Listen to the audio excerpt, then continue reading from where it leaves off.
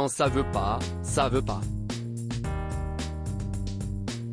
Après avoir perdu la primaire socialiste en 2017 puis avoir perdu l'élection municipale à Barcelone en 2019, n'obtenant alors qu'un siège de conseiller, mandat dont il a finalement démissionné en 2021, Manuel Valls pensait pouvoir faire son comeback en France.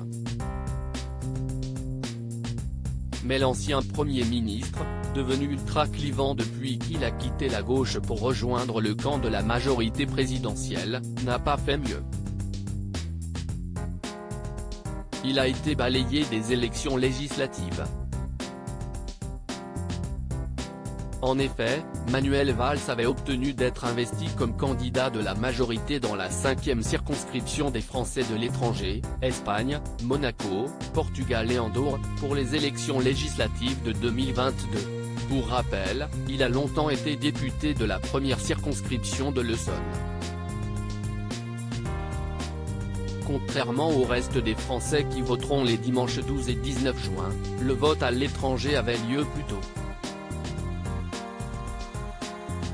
Dimanche 5 juin, on a appris que Manuel Valls avait été balayé dans les urnes dès le premier tour. Il a obtenu seulement 15,8% des voix, arrivant en 3e position.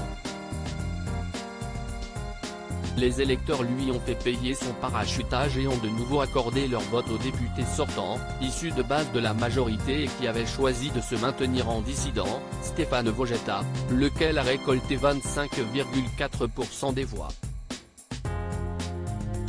Mais la vraie surprise vient de Renaud Lebert, arrivé en tête dans la circonscription sous l'étiquette NUP, l'Alliance des gauches, avec 27,2% des voix. Manuel Valls a réagi très vite à ce nouvel échec. Je prends acte des résultats.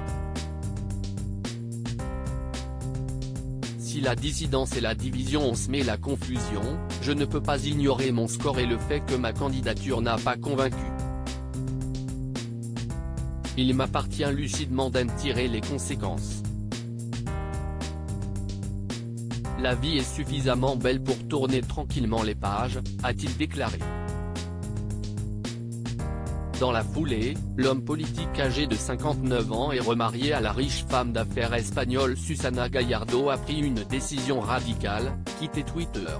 L'ancien Premier ministre, sans doute un peu vexé par cet énième échec et largement moqué toute la soirée par la twittosphère, dont les élus LFI qui ont utilisé une image d'eux avec des pancartes sur lesquelles on pouvait lire « Bon débarras », a supprimé son compte.